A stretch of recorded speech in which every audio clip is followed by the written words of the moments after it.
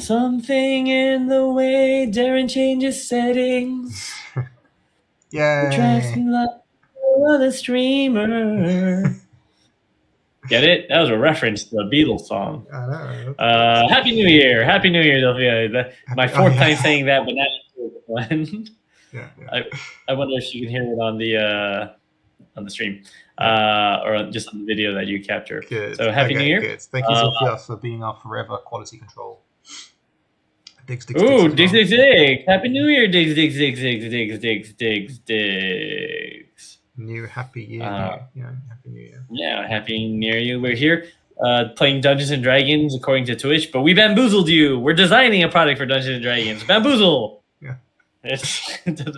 So we're playing, but on the game master game design side. Okay. So this is Adesanya Games Podcast 2025, first show of the year. Happy New Year, Kurt. Happy New Year. So we had a few weeks of break there. Got to play some games. Took care of my son a lot. Got to had some friends from America visit, and that was fun. And Chrissy Diggs got to meet some of my old friends from the old world, which is now on fire. Wait, how about you? World, right? Well, old world for me, I guess. New world for you because you're rich. But old world, it's my previous world. How about you? How was your New Year's? You're not in Britain right now. No, I'm not in Britain. That's in Britain. It's annoying that you said it there with a stupid accent, and then I was like, I'm going to say it properly. Then I said it, and it sounded pretty much the same.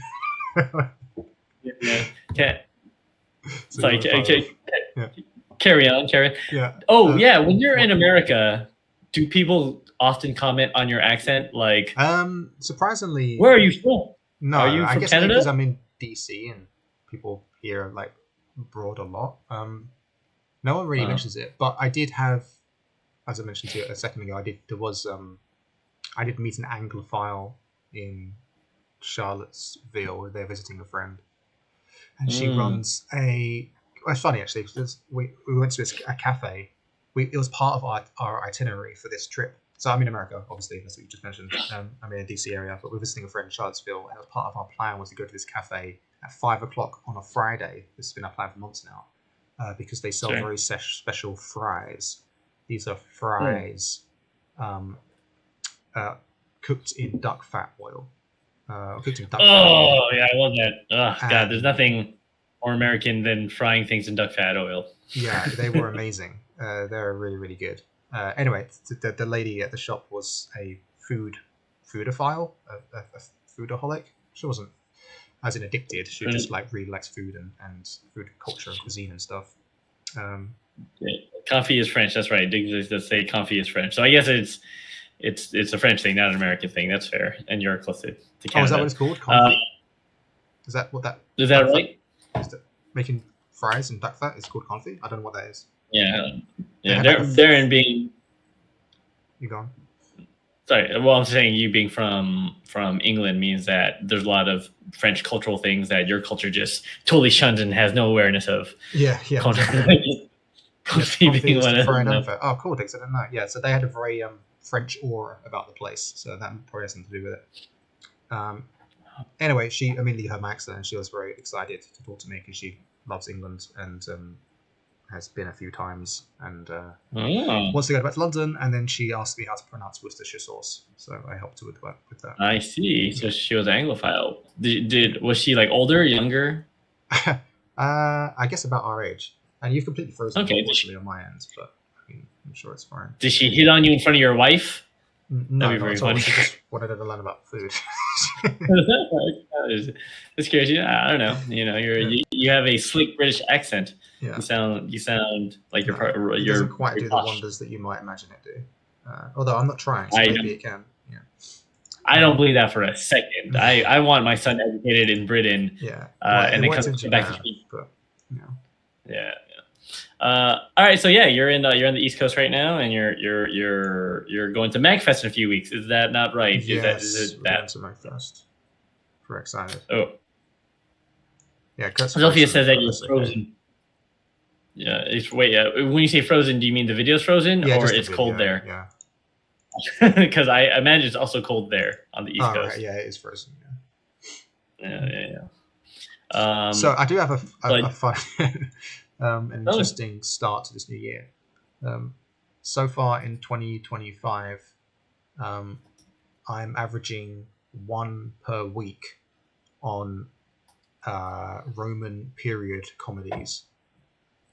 Oh, like video movies? Yeah. Or one was a plays? movie and one was a theatre show. So last okay.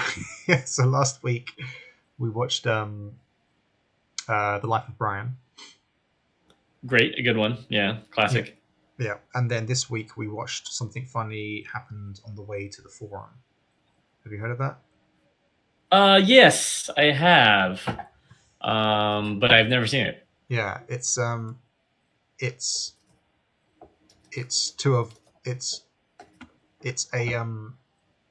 theatre show play written inspired Stephen by Sondheim.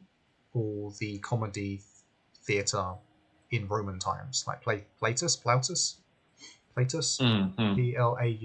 Some chap maybe used to write like comedies in Roman theatre.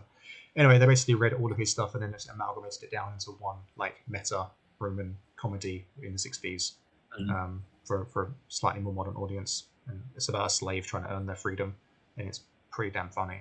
It was good, and it's just a weird coincidence that we now watch 2 Roman period comedies once per week. So I don't know what we watch next week.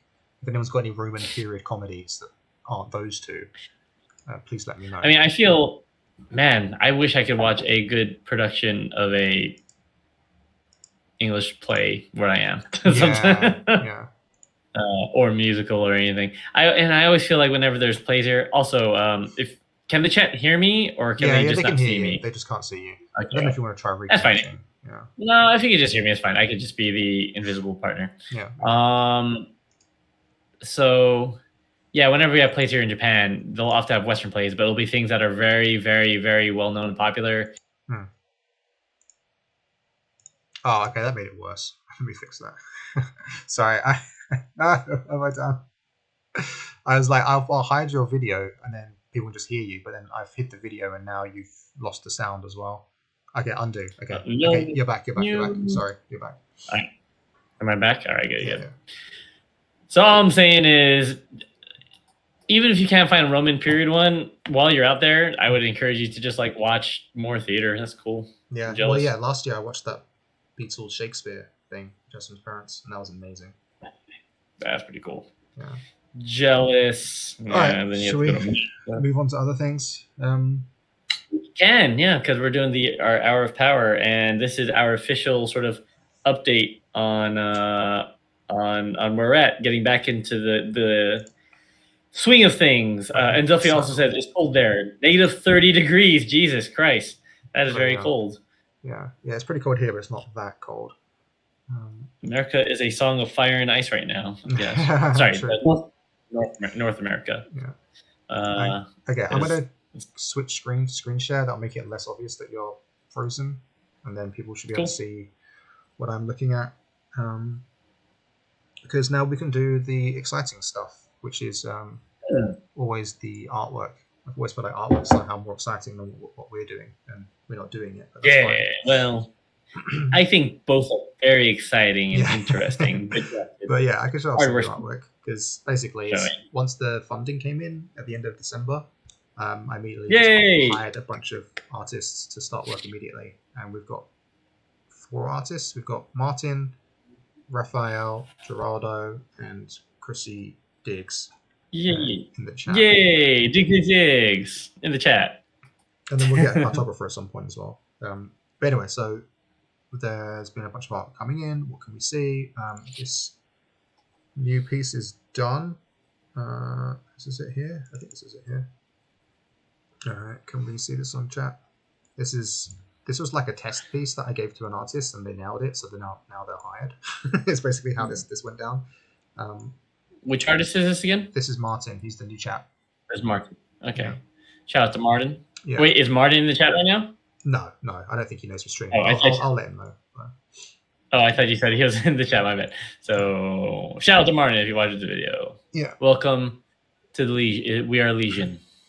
Yeah. So I guess we can see, like, the crazy part is how bloody fast the guy works. He works too fast for me. He works way too fast. It's kind of scary. Like, I can't keep up with him. Like, these were the initial sketches that he did in like one day. I guess he's just like on his grind. He's like, I just want to do art, and that's all I want to do. So Cool. I think he must have other clients, unless he doesn't, because he's just focused on me for some reason. But yeah, work in progress. And then here was like a final version. And then I was like, if I pay you more money, can you make this even better? And then he was like, yeah. So that's another thing I don't get. I guess it's time frame, but he like has this, clearly he has this filter level where he's like, I can do this much work in this much time and I'll do that. And then I'll stop. And then he did this. And then I said, if I give you more money, will you spend more time on it? And he was like, yes. And I was wondering how much better could it be? And then he just made it way better. So then I was like, okay, cool. We'll do that going forward. So yeah.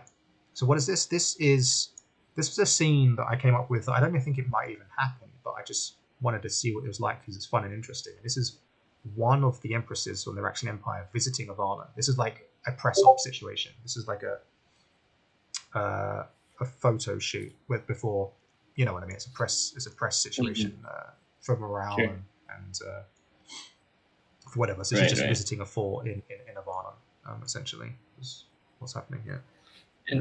And Diggs has a question. Are bald eagles Welsh? No. But I think they live in Europe. Yeah, they're from Raxia because she's Raxian. Yes, yeah, exactly. Right, they would belong to her. That's that Italian iconography. Yeah, exactly. It's actually you're right. I do need to look into that actually, if that kind of eagle where it's from or whatever. But yeah, it's. I guess it would be technically the golden. It would be a golden eagle, right? Yeah, I don't know about eagle taxonomy, so. It would probably be a different kind of eagle. So that's the one thing. It shouldn't be a bald eagle. It should be a different kind of eagle.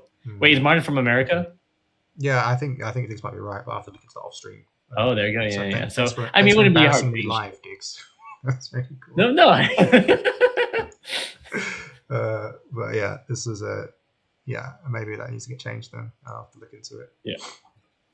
It is our burn on. Yeah, it could be a golden eagle. We'll change it to a golden eagle. Yeah, I think gold. That's more brown. Yeah. So I mean, there might be American thought because obviously you adopted a lot of Roman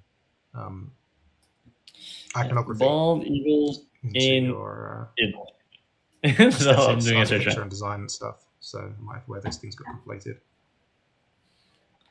Anyway, so yeah, that's the Rexian fort design. And then we've had a bunch of other stuff coming as well, which is really cool. Where are we? We have Coblin, Fae, and Talwith Taig, which is really nice that I like. We have a little Coblin guy here who I like a lot. I think he's awesome. This is by Geraldo Prado. He's a little helpling. He's a little helpful Coblin. Can you see this? I guess you have to look at the stream, right? I can. Yeah. I'm looking at Twitch. I'm watching on Twitch. Okay, so you got a bit of that's fine.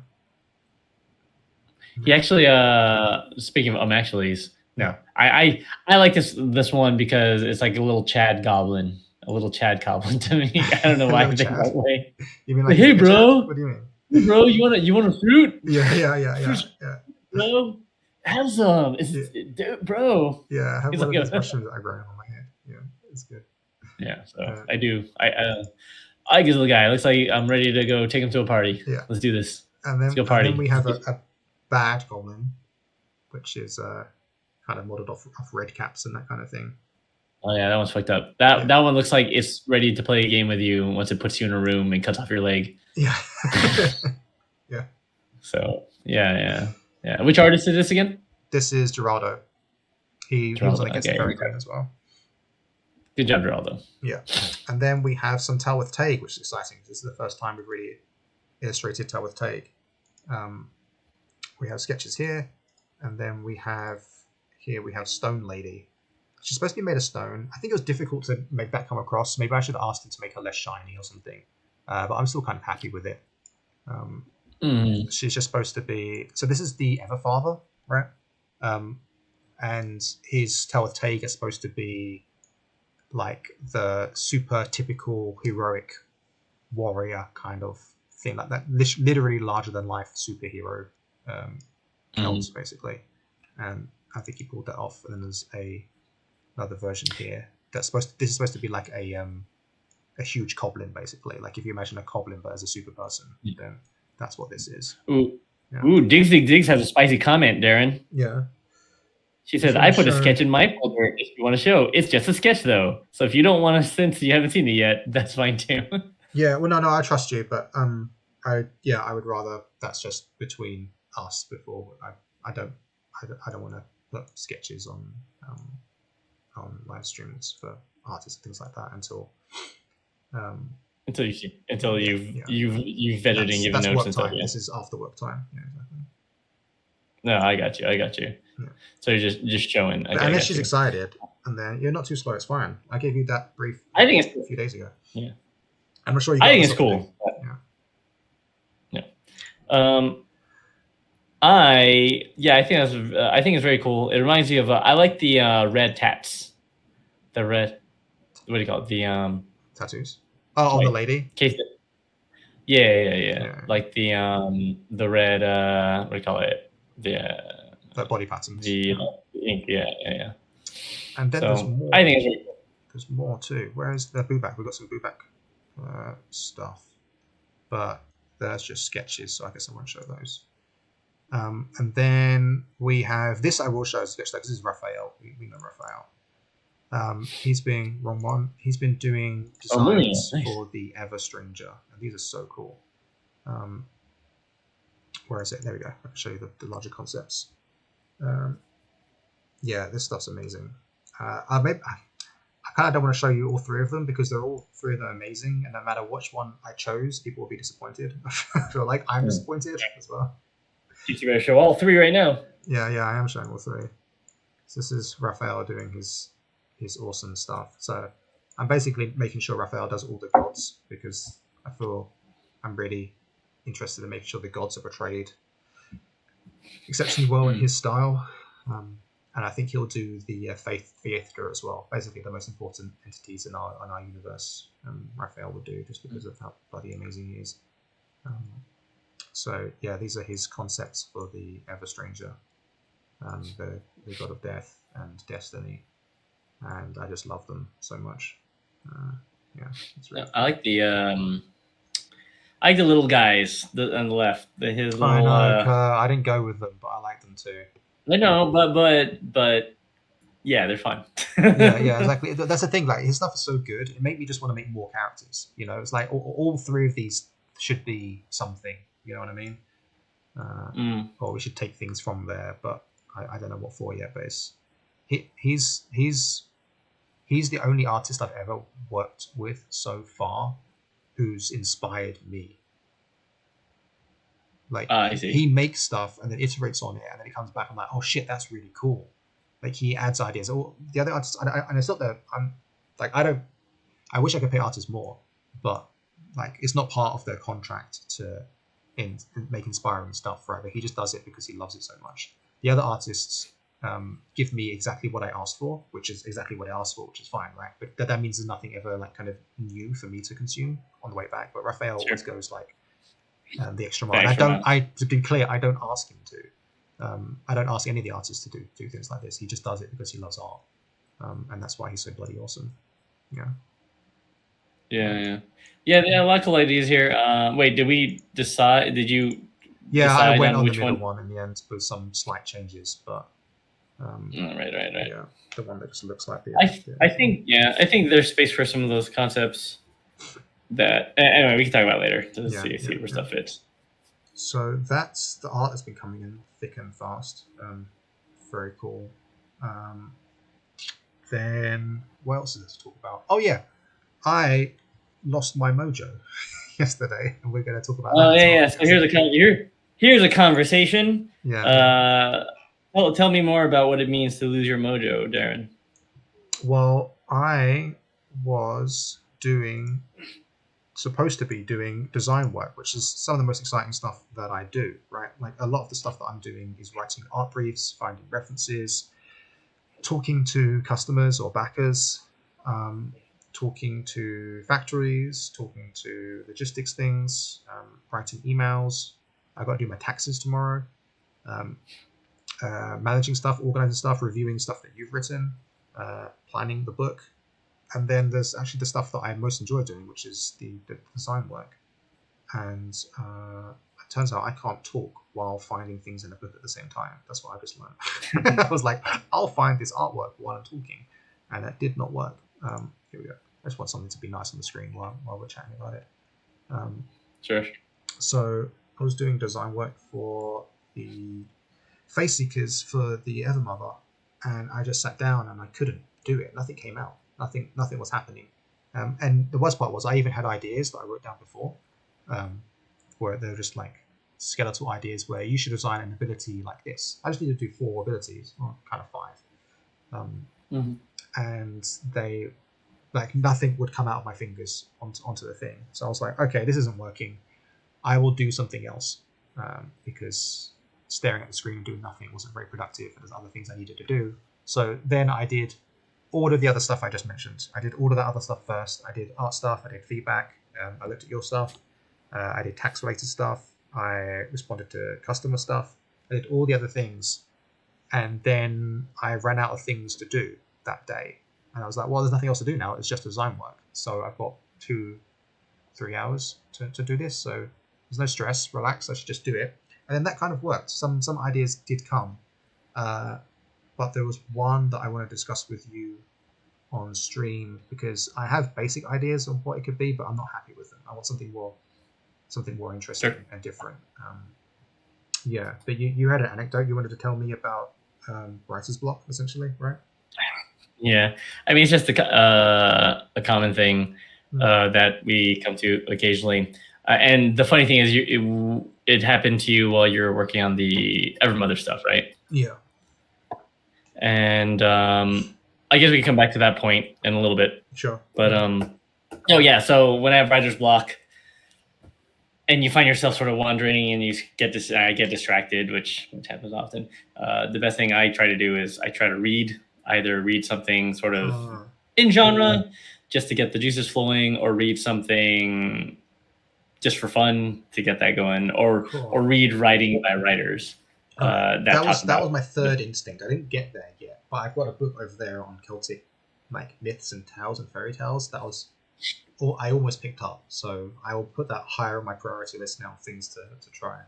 Yeah, thank you. Yeah, and but it's the whole design writer's block thing, is just a tale as old as writing. And so On Writing, Stephen King's On Writing, if you haven't read it, I do highly recommend it. Okay. I'm not even the biggest fan of Stephen King per se. Like, sure. I mean, I've read several of his novels and stuff, and he's kind of hit or miss for me. But On Writing is excellent. Is an excellent book. It's a very good book, because he talks about his process of writing and other writers that he admires, and stories about writing, and the story he shares about James Joyce. James Joyce, yeah, the famous Irish writer, etc. And he tells a story about how his friend walks in on him, and James is passed out on his desk, like he's exhausted, and his friend is like worried about him, like, James, what's wrong? Is it the work? And like he just kind of confirms, and he says, well, how much have you done? And James says, he says 7 words. And to console him, his friend's like, well, that's not so bad for you, because sometimes he wouldn't write at all, and he'd write a few words. So, you get it done as much as you need to. And he says, well, that's not too bad, right? And James says, yeah, but I don't know what order they go in. So it's one of the things. Yeah, like sometimes you'll have the idea, you'll know what it's supposed to be, but really making them work, that's a challenge, right? And it doesn't come to you all at once. But great anecdote. Stephen King tells it better. Yeah, James Joyce probably tells it even better. But it's also nice to know that, when you have the days where nothing pours out like a fountain, a lot of great writer, that happens to a lot of great writers. But at the same time, Stephen King is very prolific, and his whole thing is like, you have to just read a lot and write a lot, and there's no shortcut.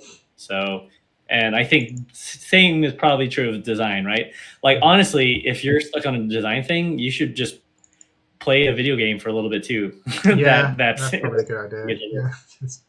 So that's also not a bad idea, but something that'll really get your juices flowing. but I don't, whatever that means for you. Like, I'm not saying go on and play Candy Crush or whatever.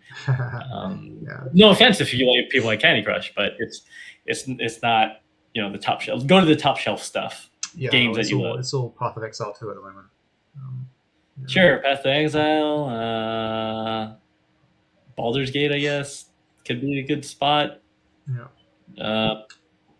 Old school role play games. Anyway, so I'm excited to look. Some chat messages come on. Chris says I shouldn't watch because of anxiety. No. I love your stuff. I'm excited to see your sketch and everything. Azilfi says priests or aspects. Oh, I assume that's for like the other concepts you saw with the Everstranger. Yeah, that's a cool idea. Yeah, I didn't think of that. Yeah, that's nice. I like that. And then Dick says play metaphor. Yeah, I've heard good things. It's inspired you recently. Yeah, Kurt mentioned that to me the other day as well. That's really cool.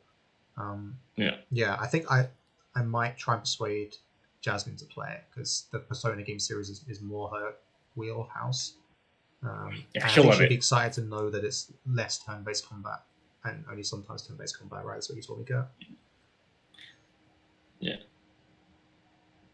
There is still time-based combat, but it's frequent. Yeah. The way they handle, the way they handle it's very clever, and it's cool. It seems interesting, and the character designs are quite good. Yeah. Painfully stuff. And a lot of clearly. Oh, cool. All right, then I'll definitely check it out. Yeah, that's awesome. All right. So there you go. Metaphor. Talk about the Evermother then. Let's talk about the Evermother. So we both sort of got stuck in some ways, something to do with the Evermother. I have a theory about why that is, but do you have any theories about why that is? I think that I'm not sure, but when you're asking me now, my gut says that maybe she's just kind of, I don't want to say generic, but she's the most typical of the gods that we have. Like the Everchild, there's a trickster god, which is a very strong archetype, but they're also a child, which is interesting. The Everfather is like the paternal god, but he's also made of stone, and he has like this community aspect to him. He's kind of like a few archetypes kind of brought together. The Ever Elder is secrets, and that's just always exciting. And the Ever Stranger is death. I guess that's super typical. So maybe it's not that. I don't know. But when I think of the Evermother, all I think of is nature and animals, and I found that hard to design around because there's loads of nature and animal abilities in fantasy games already. So I feel like I'm just doing things that have already been done, which I guess is fine, but I kind of want to avoid it. Then what you see is let me just finish quickly. The last thing was that she has like beauty and tradition as part of her aspect, and where I ended up getting stuck was I really want to do something to do with tradition, and I couldn't design abilities about tradition. But maybe you can't design abilities about tradition. It's such a weird thing, abstract idea to design for, maybe. So yeah, those are my thoughts, but you let me know what you think, because you obviously have a theory here. Your theory kind of aligns with my theory, which is because basically this idea that we need it because it's traditional. We want to sort of fit more of a lot of traditional elements of Celtic culture in here, but that also means we have less wiggle room, and because it's forced, just like you said. Even though we're writing on tradition and we're trying to draw on traditional folklore, we're still creating a new product, a new world, new elements for our world, and it still needs to feel fresh. And so I think it's anathema to a writer writing a thing to try to make something that feels warmed over or like too cliche, right? So there's this like difficult tension between trying to write about tradition and making it interesting. So Zilphia, talks about doing the hearth archetype, which kind of crosses my mind, but whether or not the hearth also is appropriate for the Everfather, who is like more associated with fire, right? So it's so that's kind of tricky too. But so it really bothered me. So like I started, and then where was I at? So let me run through what I did, I guess, because there is one thing I want help from chat and from you. Yeah. And so what? And let's start at the beginning. What's the Evermother to us? What's the Evermother to Ivana? And to me, she is a living embodiment of nature, like of the natural world. She's literally a tree. At least that's what she's ascended to become. So she represents nature. She represents animals. She represents plants. I don't know why I've added healing to her in these abilities, but I think that's just kind of like a natural flow of things. Like, for some reason in my mind anyway, that healing kind of naturally goes with like this nature kind of thing. I don't know who else would get healing anyway. Maybe the Ever Elder, but that doesn't seem necessarily right to me. So I guess if it's going to be anyway, it would be here. Then there's also obviously family, motherhood, and then the most interesting part about her for me is the tradition elements to her, where the Pembaev most respect the old ways, the people there most respect tradition and ritual, like doing the things that they've been done before because that's how they work and that's how they've worked for us for thousands of years. Why should we change? We need to maintain these traditions going forward. Otherwise, we lose part of what we are. Right? That's interesting to me. But designing for that was difficult. So, do you have any other additions? Oh yeah, and beauty. So that's another thing as well. We wrote down beauty. So the Evermother represents beauty as well. But kind of in the way that nature's beautiful, you know? It's not like I don't know if it's supposed to be vain. I can't remember what we said about them. I think there can be a bit of artifice to it too, because they're still like Valak are still craft people, right? Yeah. Like even though, but it's like the sort of harmony between natural beauty and considered beauty and yeah. Well, that's the thing. We have a thing about that for the Ever Elder. Though. She has these two sides to her, right? She has this young, youthful, beautiful side that's kind of an illusion or a trick, perhaps. I forget what exactly we said about it. And then we have like a true form, which is horrific to behold. She's a dualistic deity with a youthful appearance of striking beauty, maintained by the brightest tales of all the lands, and a second age ravaged visage of unspeakable horror caused by all the darkest secrets in the world. So that's so cool. But that kind of says to me that it's not true beauty, but then also maybe it's not true horror either, that she as an entity is somewhere in between. Whereas the Evermother's beauty is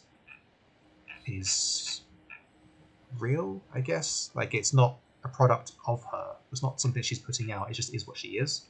Whereas, so I don't know if we put beauty in the wrong spot. No, it's like natural beauty versus I don't know. Artificial. Yeah. Artifice beauty. Yeah. Beauty or vanity. Yeah. More vanity, I guess. I'm not sure. Yeah. Also, Zilphia also mentioned, in terms of hearth, of course, hearth and home rather than fire. And there's something to be said for that as part of the family aspect too. Yeah. Cooking, cooking is a good example of that, right? Which you're right. We kind of put food and cuisine with her somehow. Food supply, and cuisine, and that could have huge ramifications for things like supply and sustenance, which is important for adventure. Yeah. So that's the point, Zilphia. Yeah. And so that's another area to play in, which can also sort of align with tradition, right? In a way, because there's nothing more traditional than family cooking, so to speak. Yeah, and Chrissy Big says harvest and seasons, and yes, she's correct because that's the other part of her as well. Like we have, like you said, exactly. Harvest, seasons, like she represents the seasons here, and she has an arrow which represents the hunt, and like a part of nature as well as other things killing other things for food. So food, harvest, nature, that's all things as well. Okay, you're right. That goes into the stew pot. We've got like home, family, beauty, tradition, harvest, hunting, food. So they're like the ideas that go around in my head and nature. At least now they are anyway. I think I wasn't considering all of those yesterday. And so where I ended up for now, but I might change them, is so for the little spells that you get, I made 2 up. I wanted to do healing. And again, I'm not sure if I should, but I do think healing should be part of her thing as well. Like Mother's Care, Mother's Heal. That feels like part of it.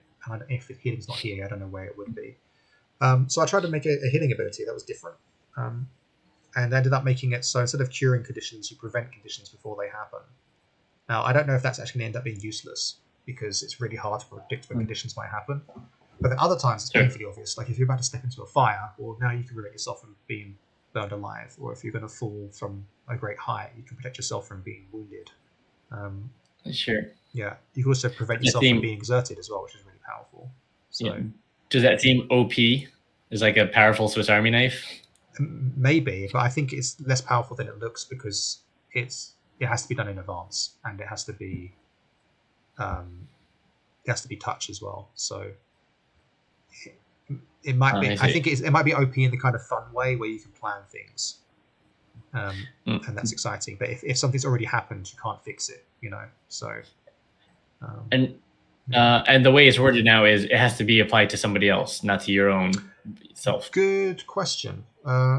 Technically, no, it could apply to you, but you're right. We could make it to other, and that makes it even more. That makes it less powerful. Yeah. I mean, because you kind of say you can shield those you love from harm. Yeah. It sounds like another ability. Sure. And it's probably more interesting. For the next question, another creature you touch would suffer before. Yeah. The WS comments could keep it for a higher level ability. Does that mean? Do you agree? It sounds kind of. I mean, it is only till the end of your next turn, right? Yeah, so exactly. It's not the next condition you suffer for all eternity. It's it has a small window of frame as well. It has to happen now. So I think it's actually less applicable in combat than you would think, and it's probably at least more fun things happening outside of combat.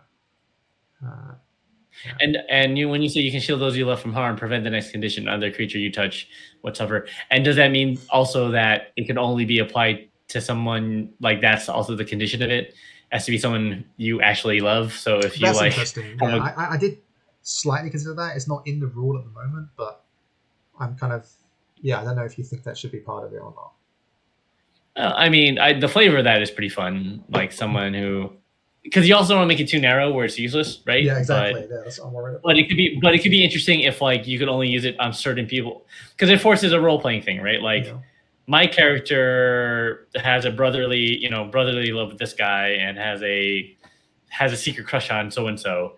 And we have a rivalry, so we don't love each other. So it won't work on this guy in my party. That could be interesting, I think. Yeah. But I don't know. But one of the things is arbitrary as well. So yeah. That's true. You don't want to use ability. Like you don't love him, it doesn't work. It's like that's. Well. Yeah. Okay. Yeah, and Zophius kind of agrees as well. Okay. Cool. So I'm kind of fine with this. I think it's interesting and different. I haven't seen an ability like that much before in D&D, and we haven't had anything like that in Avalon either. So I felt a bit inspired there, which I was happy with. Then what's this other? Mother's Nurture. Oh yeah, this one was just obvious. And I've done this ability before in different ways, so I'm kind of less happy with it, but it feels right because if you worship the Ever Mother, there should be something you should be able to do. Mm-hmm. So you can instill life in the world around you. Cause a seed or plant you touch to rapidly grow within seconds. It forms a 5-foot wide strip of difficult terrain up to 25 feet across a surface, gap, or height. So the idea is basically you make a vines. Maybe I change the name to make it more viney, so it's kind of obvious what the imagery is here. But it does two things, right? One obvious thing is you can just make difficult terrain, but it's very narrow difficult terrain, so it's not so much used for that. It's more that you can make a gap traversable that wasn't traversable before, right? You can cross rivers, you can cross gaps, you can climb things. The point is you turn something that was not previously traversable into difficult terrain instead. So basically summon a ladder wherever you want, whenever you want, basically. Yeah, so that's just fine, I think, as a minor ability. And kind of obvious, and it is what it is. Yeah. I think it's good if you reserve the right to change it if you're like, oh wait, how about this? But it's a serviceable good ability. So yeah, exactly. Then this one I got stuck on for a while. Like we're doing these. Is that true? Rejuvenates as an unit. Is that real life? I don't know. I'll find out later. Anyway, we're doing these transforms for all of them. Like I really like the idea that by becoming a Faeseeker, you can become literally more like the Fae and gain some of their powers of the way they be, right? And for some of the Fae, it's very obvious what powers those would bestow. For this one, it's less obvious because you become like a tree or a dryad, and I didn't know what that might mean.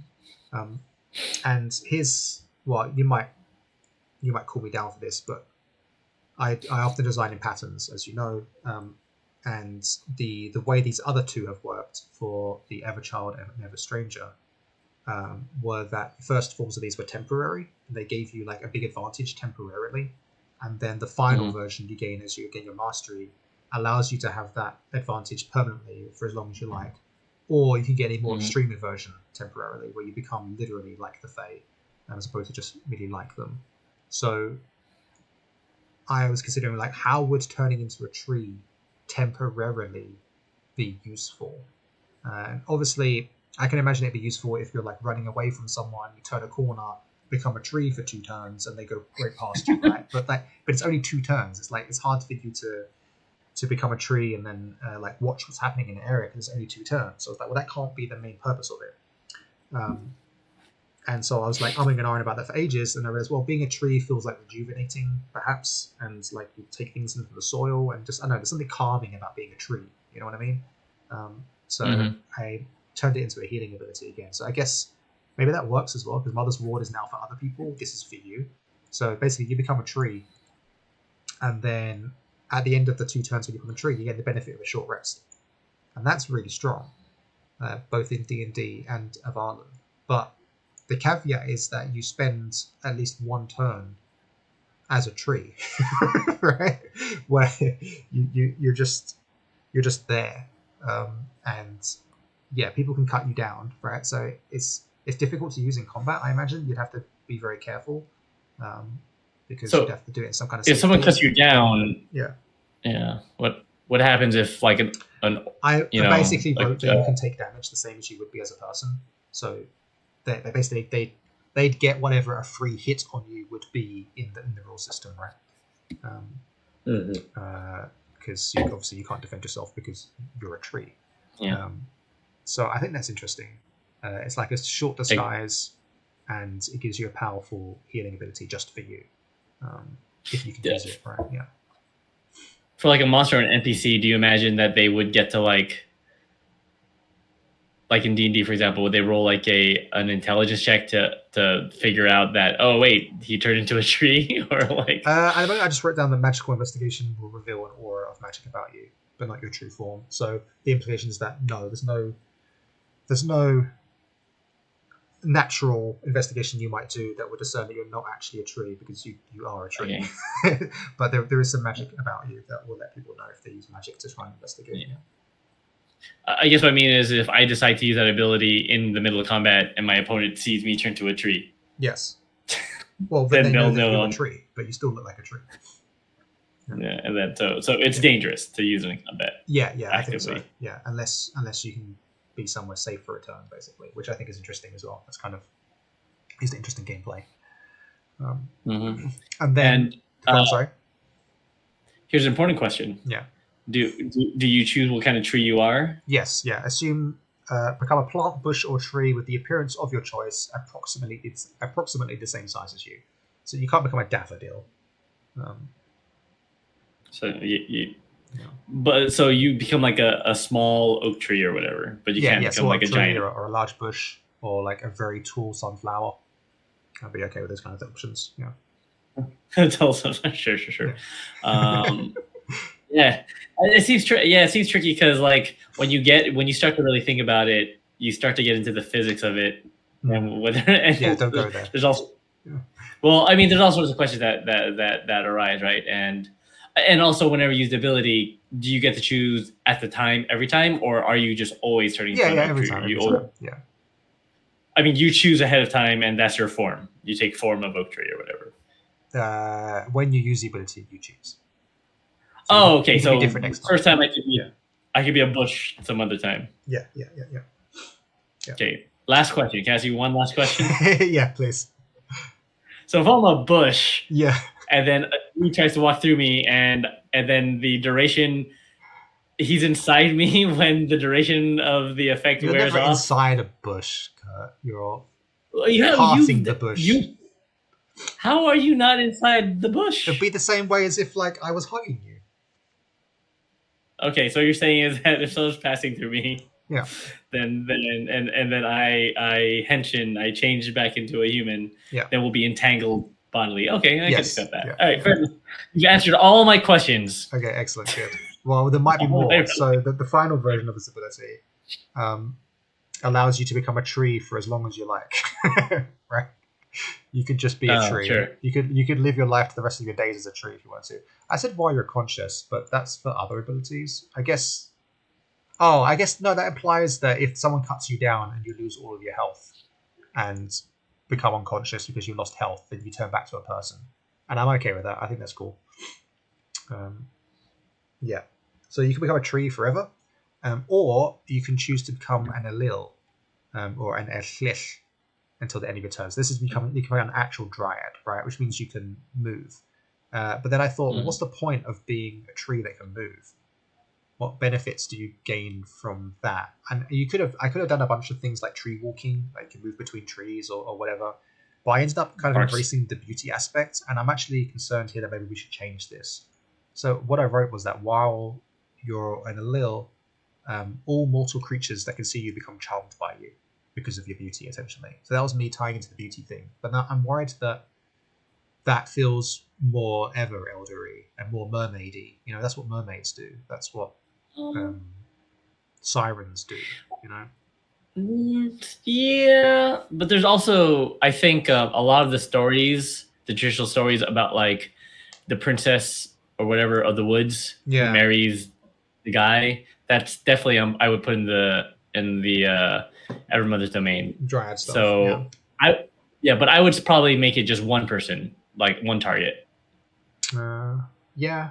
I would make it weak, all, but for like a final ability. But you're but it's only for 2 turns. It's till the end of your next turn. So. Oh, you make them marry you unless they touch you with a piece of iron, and then you disappear.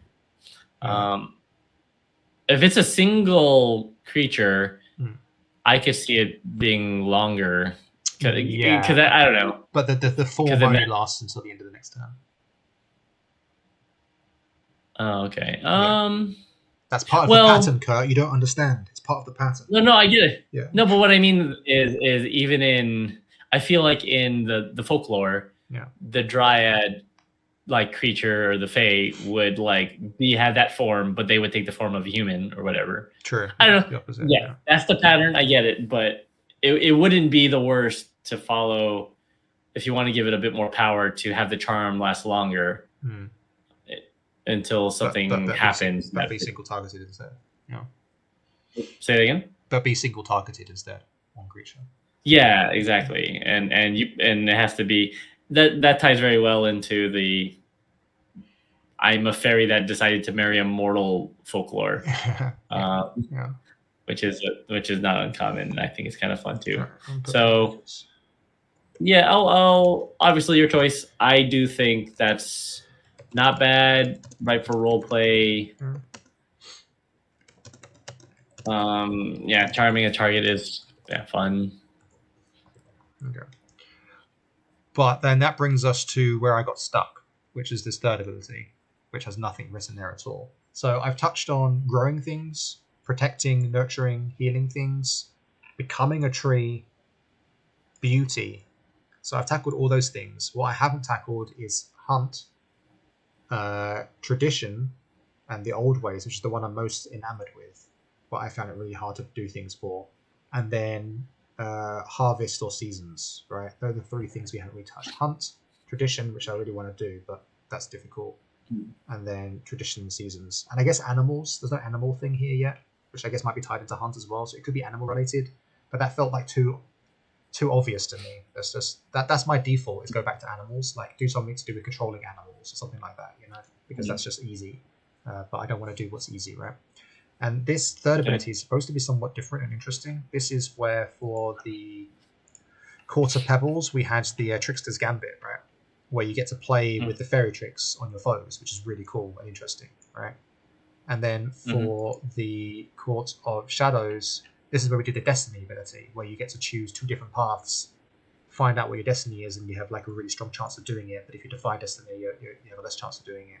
And that's a really interesting ability as well. So it can't just be you can talk to animals. It's supposed to be something. I say supposed to. It's not supposed to be anything really, but that's what I've done previously. They're quite interesting things that I find interesting as well. So I wanted to be something special, and it was difficult. So and I got nowhere basically. So you want to start in a binary possibility space, right? Zilphia is suggesting, I'm thinking hunt and harvest might work, turn to a supply generator. And that's kind of where my mind was going to, something to do with making more efficient use of supply for like camping and stuff like that, right? Like you take one supply and you feed your whole party with its success or something like that. Yeah. Or you do scavenging and there's a chance you could turn, berries and rubbish into a supply to feed everybody. Yeah. and that's fine, but it doesn't seem exciting to me. It doesn't seem like something you'd like excited to have as an ability. So it doesn't allow new possibilities. It doesn't allow you to do new things. I feel like. And you want it to be something. So basically you want something that could be used that's either helpful in combat or helpful in puzzle solving or in perilous situations. Yeah, I guess so. Or just something that feels really cool. So I did. I did find one thing that inspired me, but then I was like, I don't want to steal this. But sometimes I do look at D&D spells because they have so many of them for inspiration. And there was one that I found that was really quite cool. And it's called Ceremony, and this is from Xanathar's Guide to Everything. And it's a first level spell, which is like low level, but D&D's power crept to hell, right?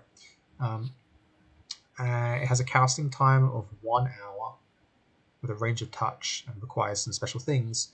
And you get to perform one of several religious ceremonies. When you cast a spell, you choose the following ceremony. And then they have Atonement, Blessed Water, Coming of Age, Dedication, Funeral Rite, and Wedding. And how they work, like they're really cool ones, like Wedding, for example. You touch adult humanoids willing to be bonded together in marriage. For the next 7 days, each target gains +2. That's really funny. They turn marriage into like +2 bonus to AC, right? While they are within 30 feet of each other, which is obviously thematic. Then here's the interesting part. A creature cannot benefit from this right again until they are widowed. And then there's like the coming of age one, which is interesting as well. You touch one humanoid who's a young adult. The next 24 hours, whenever the target makes a ability check, they can roll a d4 and add the number to the roll checked. A creature can benefit from this right only once. Right, the only come of age once, right?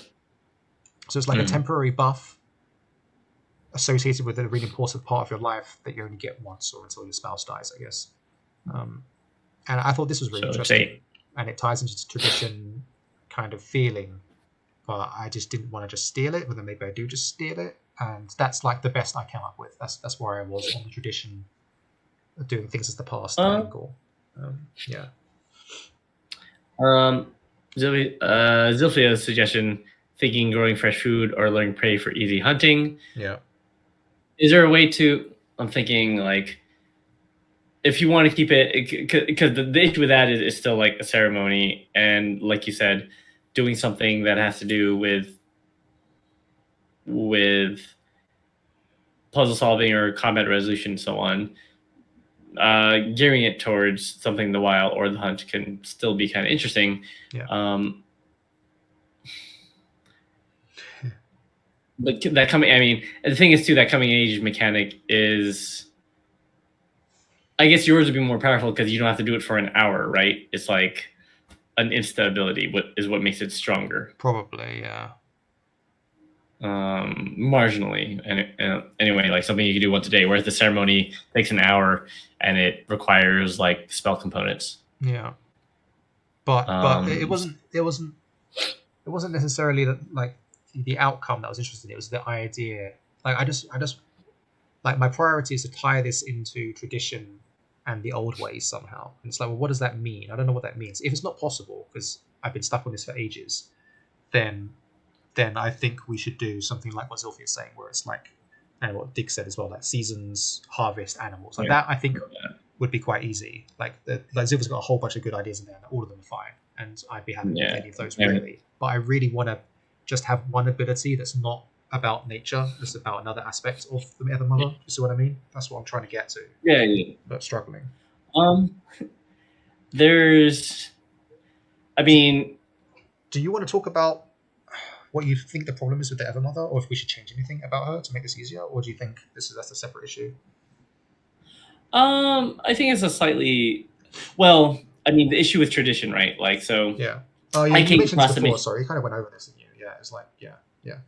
Yeah, so the issue is that when you're writing about tradition, there's this tension between, that's what I said before, there's this tension between trying to make things traditional and conservative, but also trying to make that exciting. And I mean, the nature of adventure is often there's a progressive and liberal element to being an adventurer, right? Because if you were purely conservative and you just wouldn't bother, I mean, that's it depends on the not necessarily, right? Like some stories protecting the town from a threat, right? Keeping things the way and in a way, maybe a good example are the hobbits in Lord of the Rings, right? Where they're trying to Frodo and Sam don't go on their adventure for glory; they go to protect the thing that they love. And they are very traditional in that way, and they do change. But in so doing, they push societal considerations of what a hobbit is, right? It's interesting in a way. Yeah, exactly. Yeah. That's the tension. That's the tricky part, right? Okay. Here's again, I'm spitballing. Yeah.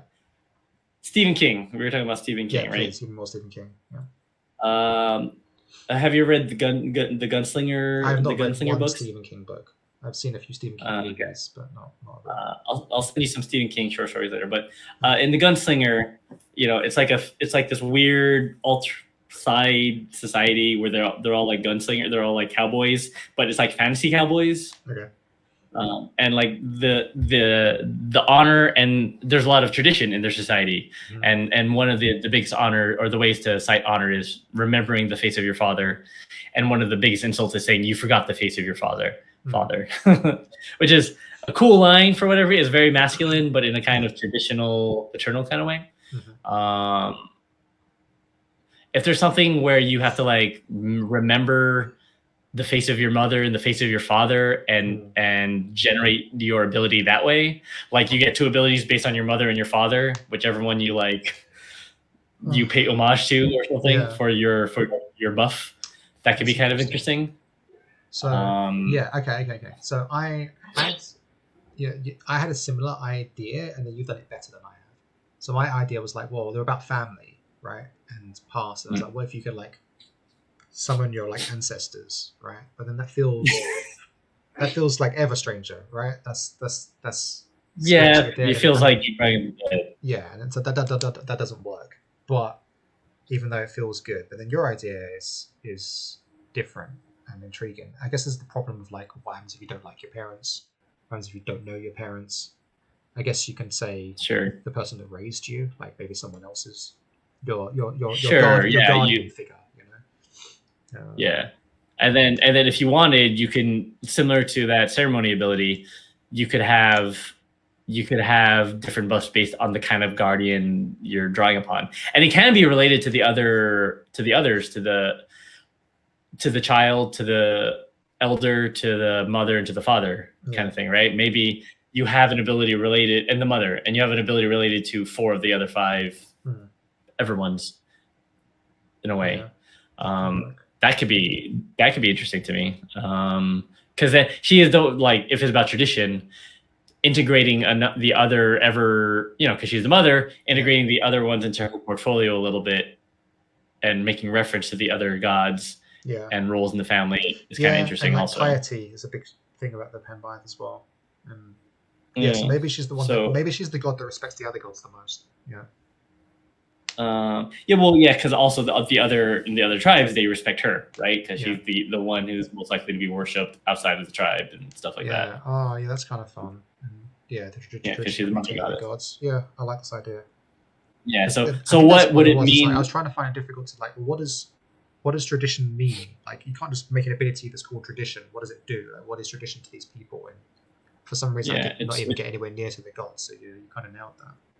Yeah, because tradition is about your connections to. It has to make sense on some level why they've chosen this sort of family network for their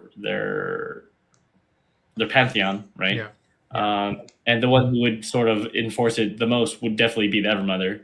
Yeah. And so thinking of abilities from the point of view of what the Evermother would view the other tribes as could be kind of interesting. And whatever that means. And then like, what does it mean? A slight if she doesn't invoke the Everstranger, or is just interesting? Well, yeah, because she's a stranger. Yeah, so yeah. She's a stranger. She's not part of her family.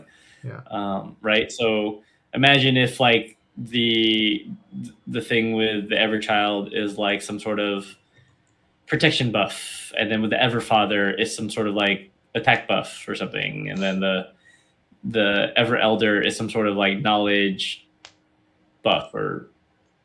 Yeah. Again, this speaking broadly, but and it's not interesting just to make it a bluff X, but if it's evocative, if the abilities are evocative without being too powerful, that could be interesting. Yeah. And so so this doesn't satisfy my like really interesting different kind of ability that's really intriguing. But maybe it will get there eventually. But I like this in principle, like just thematically speaking, like having the Evermother being related to the other gods more than the other gods are, and having I remember actually someone asked that in the Discord once, was like, who are the diplomats that mediate between the different fairy courts of the different gods? And I was like, I don't know yet. And they said, well, maybe that could be like a role for a mortal. But now it's like starting to be like, maybe it's funny, dude. Oh my god, no! I don't think my mum watches these streams, which is great, but she's the figure in our family that tries to keep the family together. You know what I mean? Like she has like the chat messages that has like the big group chats. She makes the big group chats of all the family in it to try and make us talk to each other. You know what I mean? And she gets upset if no one's talking in the chat, and then she'll post things that like prompt discussion to make familial bonds. You know, so that's why we've ended up here. But I think this is great. Like the idea that Evermother tries to keep it together. So maybe the Evermother's Fae are the ones that are the diplomats that try to make mediate relations, and the other ones don't necessarily care as much, but they kind of play along a bit, because that's what I do sometimes with my mom, who I love dearly. And she making that part of her abilities is interesting, and that would reinforce that, and it creates a cool, fun role-playing tension too when that's part of her character, right? Because like as a Penbith, you might be like the Valak that like, why is everyone together, even though it's like a fucking Pendrag and a Penlevy or whatever, but even though they're different and sort of at odds, it's very much could be a glue character, and like a what do you call it? Very maternalistic in that way, even if they're at odds and there's tension there, which is. So does in my family? You go. Sorry. You go. All right. I was saying I had similar figures in my family too. Like my Tita Beth was very much like that in a lot of ways, always inviting people over to her house, and it kept the family close. And then it's cool. Yeah. So what I say then is has this alleviated our other issue that designing for the Evermother and writing for has been a bit awkward, but now we've added this like otherworldly cohesion aspect to her, where she's trying to keep things the way they are, keep things together, and that means her mediating with the other gods more than the other ones do. Does that titillate the mind a bit with writing? Because it does for me. Yeah. A little bit more. It makes tradition a bit more clearer. Like they're willing to be the like even if they're keeping tradition, they're more diplomatic towards the Valak and try to keep stuff together, which totally coincides with the role in the war against the Raxians, right? Which makes sense why they were sort of the leaders of the whole thing. And you wouldn't need to have the Evermother figure technically in that ability, right? It should be the other one, so it's only be 3 instead of 4. Yeah. So I think that's interesting. I think that's potentially interesting. So that adds. That's what I mean. Though, is it adds a whole new role for her Telwyth Teg, to another aspect to their responsibilities, right? Yeah, they're more typically the diplomats and the mediators and stuff. So do you want to talk about now what you've been struggling with her, or has this kind of helped already? Or? Yeah, that helps a lot. it's I think the struggle I'm coming across. So we can kind of. Do you want to scroll up and show some of the stuff that we've written? Yeah, sure. Yeah.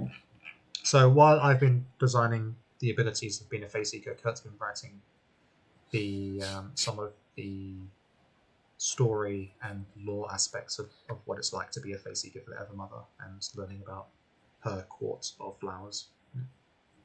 Yeah. So yeah, the thing I'm trying to fight against is making sure that it's not like they're traditional, Valak, they're cool. There needs to be, and they're all for peace. But the issue with any faction that is pro peace is that you don't want to suck the tension out of what they do, right? Which is why it's important that part of her portfolio and domain is the hunt and protection and stuff like that. Yeah. And there's some. So yeah, the stuff. Yeah, we talk a lot about her her domains of interest and folktales. And I think at the beginning, I draw upon a folktale from Sykes' British Goblins about a young boy who gets, because I was also thinking like often tales of in folktale of like sort of mischievous fae often come from the woods, right? Yeah. So clearly in Avalon, a lot of these tales should come from the woods. So, but it's not necessarily malicious. And so that's something I've been sort of working into the characterization of her Tilith Tag and the fae and how they can sort of like mortals who sort of fall into the prey to their fairy tricks. The variety of fairy tricks that the Evermother's fae might play is not necessarily like malicious. Sometimes it is coming from a interesting. Yeah, like nurturing place. You don't know what you need, kind of thing. Like this is like it might hurt. Yeah. Like the story at the beginning is about a boy who gets caught in a fairy ring, and then he disappears, and his friend looks for help. And in the original story, he looks for help from a conjurer. But in this story, he looks for help from Osain, the Faeseeker. Yeah. And then he says, go back in a year. And they go back in a year at the same time of day. And he steps in a circle, and there he is dancing. And they save him, and they do a parlay with the fairies to sort of release him. And a year has passed, and the child is like almost dead because he's like starving and like Wayne. But it's not. But the fairies didn't like keep him because they were trying to do anything particularly harmful. It was more celebratory, but he's like a mortal that doesn't know any better. I see. Oh, yeah. Shit, is it bad if I then say I don't like that? That sounds like something that the Ever Children's Fae would do. Like they just it's something that it can be, but I also feel like it's I wanted it to be punishment. I really did. I wanted it to be punishment for doing something wrong to the nature without realizing it, not respecting the way things should be. Okay. Yeah. I mean, we can. Yeah, I mean, it doesn't twist the story, but that's how I feel about the Allele. They're like way more nurturing, protective. Yeah, I mean, to be fair, in the original story, that Sykes cites, he doesn't. The sort of will of the Fae is kind of like indecipherable, right? Because it's always mischievous. So you're right. It doesn't take much to shift it around a little bit. Yeah. But the thing is too is we're also trying to seed it with enough tension to go adventuring in the realms, right? Yeah. And these are, I drew upon that because that's a common theme in a lot of Fae stories. Period, of like the sort of, okay, well, yeah, we're having a revel and I'll take care of you, but then you just But again, it's the different, like, so the way I see it is there's like different types of Fae stories, right? And and maybe it's me being too pattern orientated, but like the story of the Fae might play with you and don't realize that they're ruining your life when they're doing it is like the Everchild's domain, right? Everchild's fair. The Evermother's Fae is more like you don't ever want to offend the Fae, but you don't even know what might be offensive to them because their culture is like blowing your mind, right? And you're just like stepping on eggshells because you don't know what it is that they find so important and dear to them. And that blade of grass you just stepped on is something really important to them. And now they're coming for you, or they're going to punish you somehow, and you've got to fix the problem. That kind of story is what I think of for the Evermother.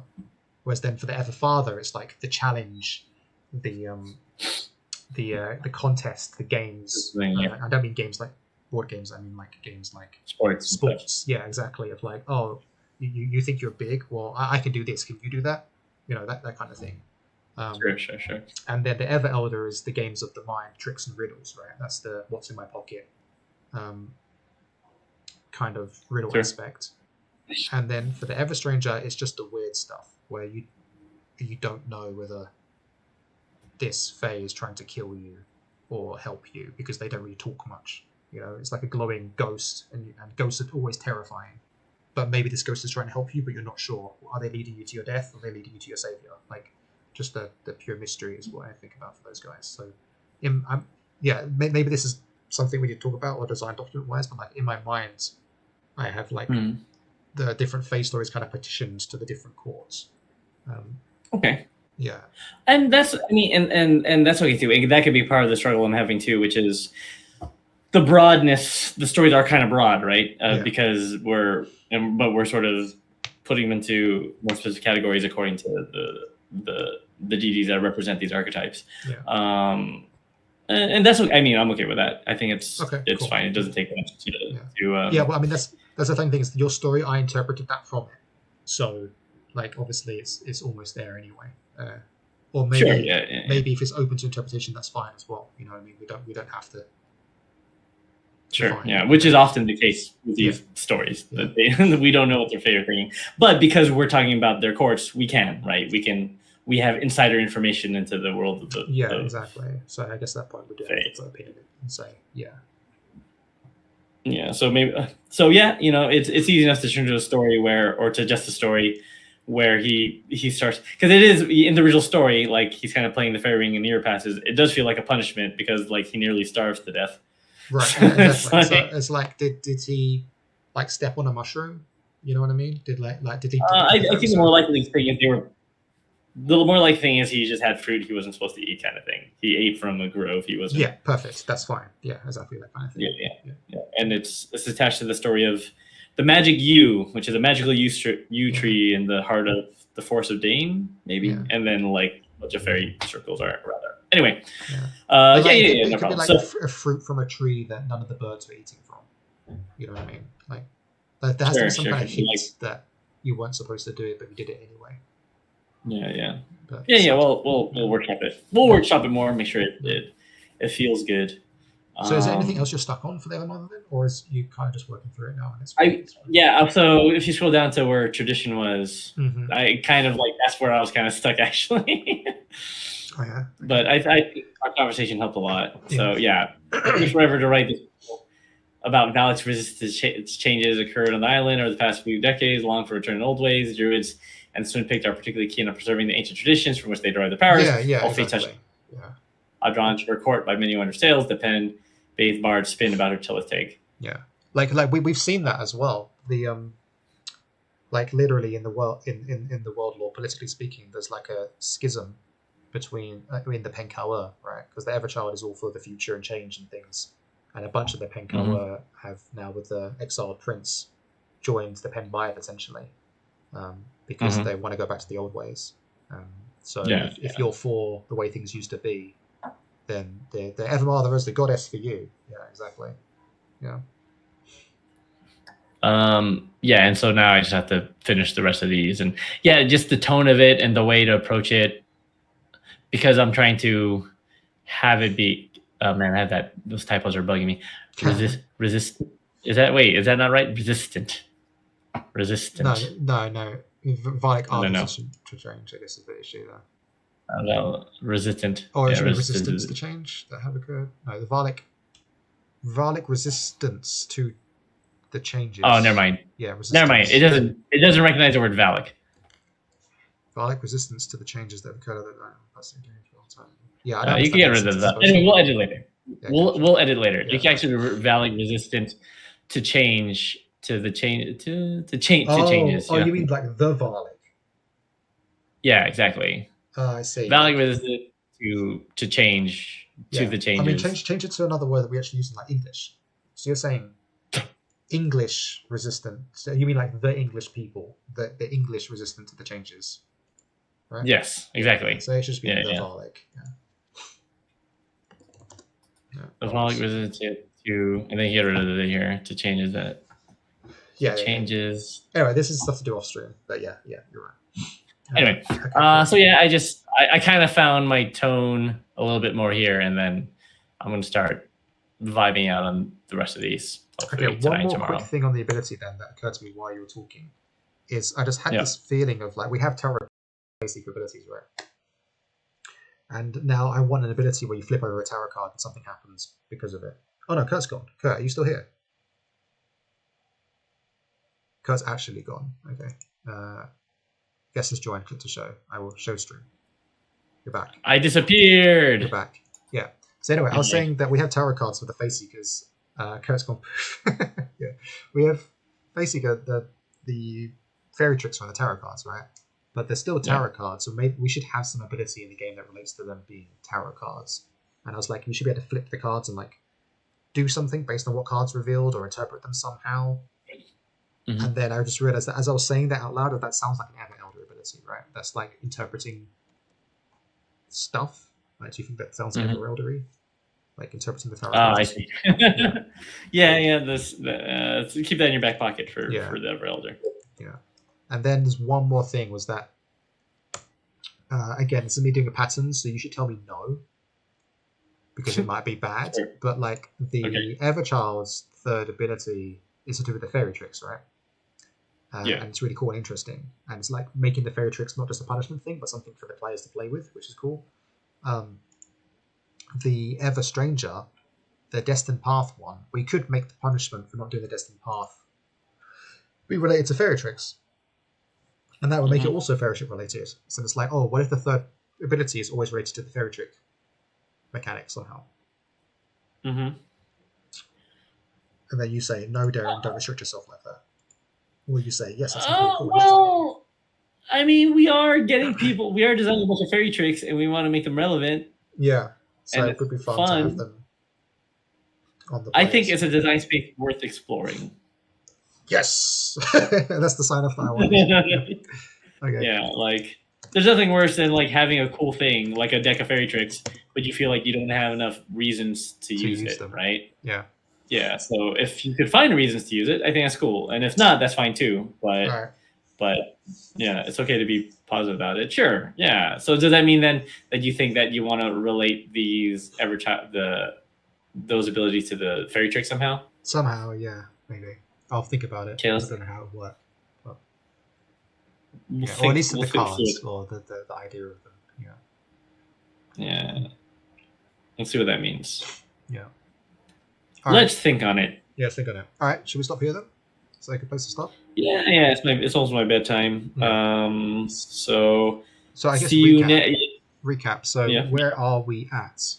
Actually, that's a good thing we could do on stream as well. We can do the progress update on the book, right? Because we need to maintain that, and if we don't do it, we won't do it. So we are currently working on the Faeseeker section, basically. And becoming a Faeseeker rules draft is finished. That's true. Everchild rules draft is finished, and the lore draft is finished now as well, right? Basically. And there's a bunch of notes on it, but the draft is there, right? Yeah. I'm gonna go through some of your notes. So now basically on the editing stage, I put it as for a lot of stuff. Yeah. And then I guess that's also part of the flavor as well. The stories are done too, right? Basically. So yeah, maybe I need something between like draft and then final version. I need another. I mean, there's first draft, revision. Yeah, revision. First draft, first revision. Progress. First draft. You could call it first draft, first revision. First revision is a common term, right? Yeah, I don't know. You tell me, but yeah. I think if you say first revision, I think it's fine. I'll just call it revising. Or revisioning.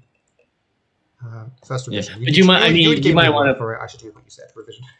Yeah. First revision. But I would call it first revision, like so you know what step you're on, because you might go to a second revision at some point before the final draft. Okay, I'm less interested in that. I'm more like we've got stuff done, but now we're just working on it, we're improving it. What do we call that? Well, yeah. I would still call it first revision, and then obviously final draft could come after that. Like you might only need one revision, and then final, it's done. Okay, but what I mean is I don't want to have to keep updating it saying first, second, third. I'm not going to do that. No, necessarily. I mean, we're in our first revision. The only reason I think you would do that is if you we did all the revisions and then we were unsure, and then you gave it to someone to edit or something. Okay, yeah, I have an editing step as well. So, all right, cool. So what color should that be? Finished is green, in progress is yellow. I guess purple. Purple I don't is know. what's available. Yeah, purple's weird, but that's cool. Yeah, okay, nice. So it's the first revision. It is weird. In that case, then this rules draft is now first revision, first revision, first revision, first revision. Ever Mother is. Oh, no, do Ever Stranger. Yeah, first revision, first revision, first revision. And then in progress is the law and the rules and the flavor. Cool. That's a bunch of updates. It's fine. I don't like this purple color. It doesn't look good. As in, it doesn't give me the warm fuzzies. The green is good. You know what I mean? We need like green. It is maybe turquoise or something. I like turquoise. No. Turquoise is fine. Where is that too bright? Yeah, bright is good though. Makes me happy. Yeah, that's good. Okay, that's better. I'm okay with either. Your color. I'll trust your color choice. You're the art director. Yeah. Okay, cool. All right. Well, that's good then. So that's basically, and then your responsibility is also the Ever Elder. I guess that'll be for beginning of next week, and then Jasmine's working on the Ever Father. So that will soon be, once I've done the rules, there'll be this whole section of the book drafted, and maybe then I can start talking to my layout artist to get it done. So, although I guess you need artwork, but no, layout for testing. Yeah. Okay, cool. It's good though. It's good. Play testing is an important part too. We'll talk about that. Yeah, we'll talk about off stream and come up with a plan. Yeah, cool. So yeah, that was our weekly stream. We'll be back next Thursday. Deren's still in America. Me still in Japan. Yes. If you're in Tokyo, come see me in Tokyo. In 2 weeks, and we'll talk about it. Yeah, cool. All right. Well, we will see you guys later. And thank you, Sophia. Thank you, Diggs. And we'll chat soon. Yeah. Good night and good day. So yeah, I got to start working. Good night. So yeah, good night. Nice. Yeah. I need to get